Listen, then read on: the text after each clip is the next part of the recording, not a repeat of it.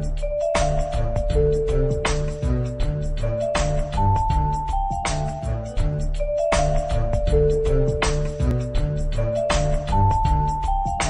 name is Valencia. I'm a journalist with CNN.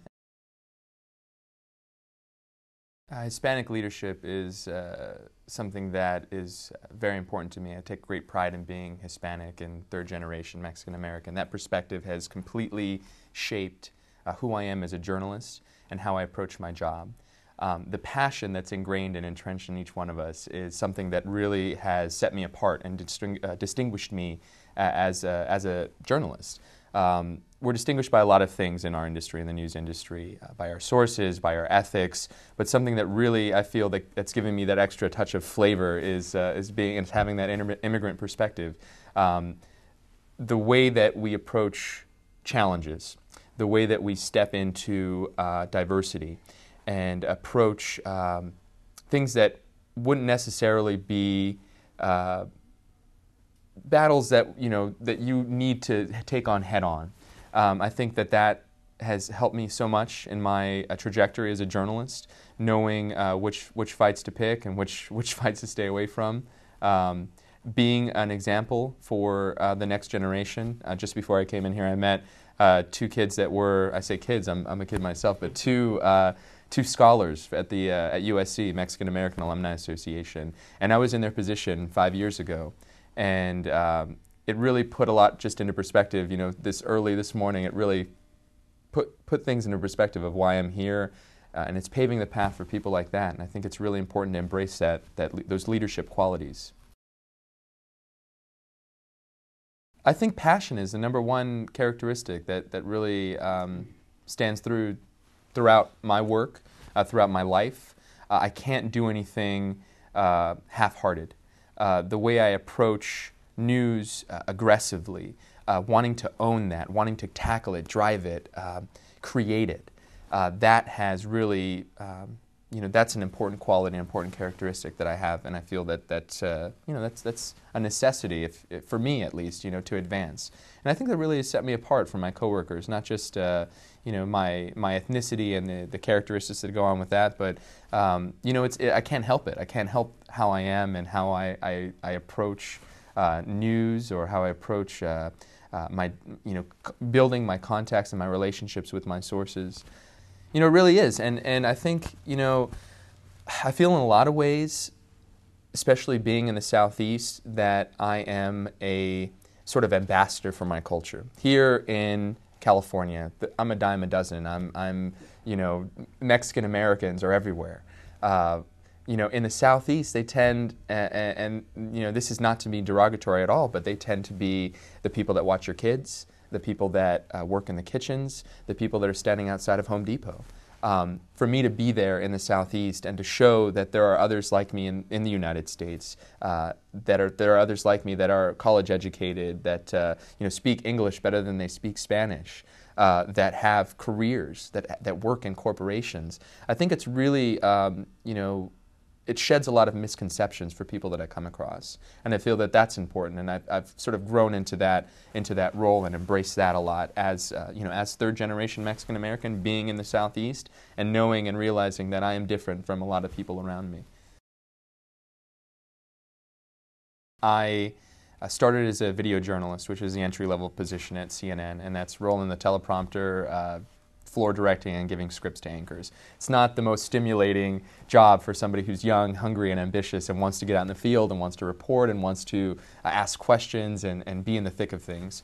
I saw that myself sort of, I saw the need for myself to expand, to want to do more.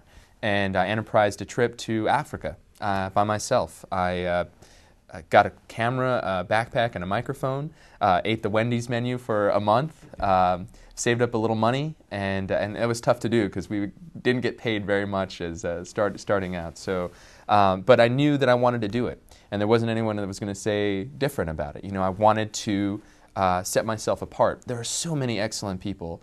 I know it's the sort of stereotype that people that get to CNN or that level, that network news, that they're the best of the best, and that their stereotype exists because it's true. That I'm surrounded by journalists that just blew me away. Even at the entry-level position, you had people coming in that were already producers, and here I am, I'm coming out of college, and the only experience I have is what my college news station gave me, which was great experience, but it wasn't professional experience.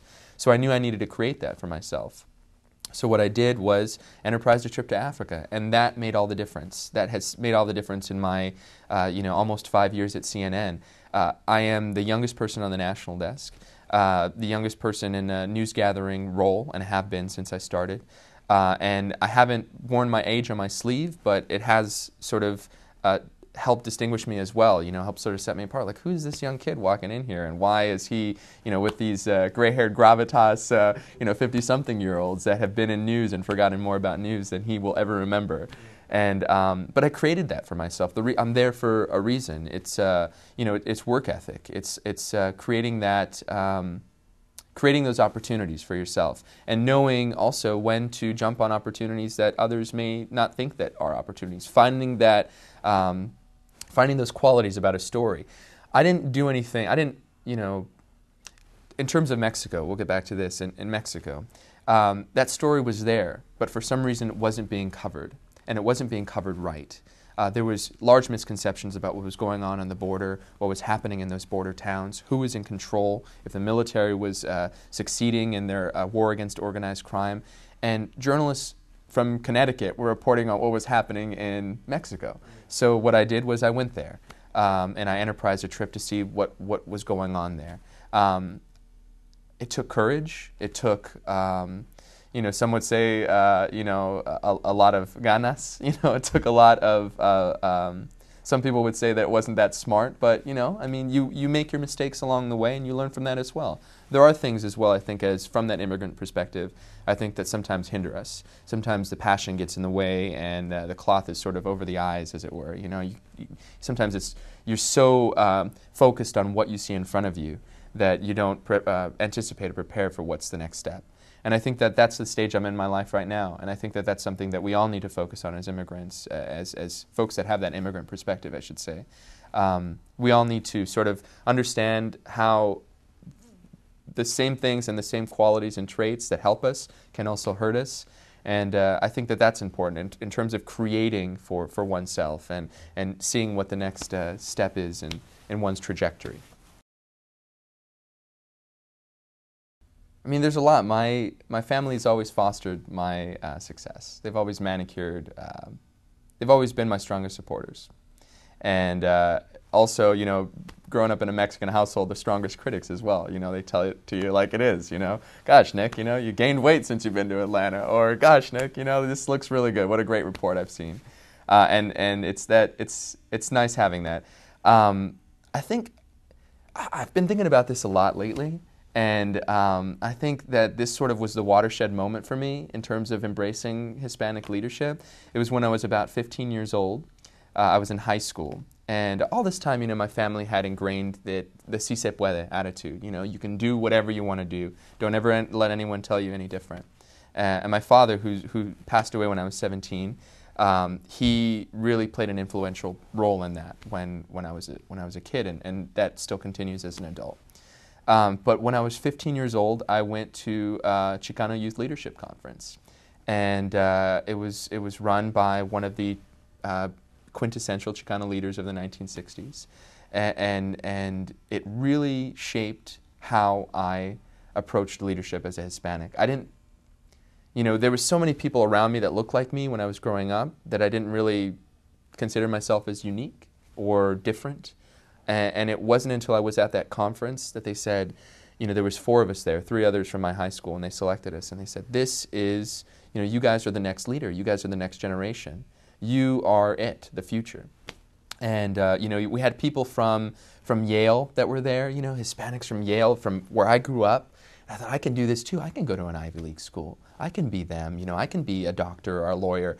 I could be the journalist that I wanted to be. And that's when I really started framing, there aren't very many Hispanic journalists in the media that are in mainstream media, that are in English-speaking media, that make a difference or that are held in a positive context or a positive light. And I saw that at a very young age, and tried to get to the top point where I'm still trying to get now. Trying to get to that pinnacle of oneself, spiritually, emotionally, professionally, and that really shaped me a lot.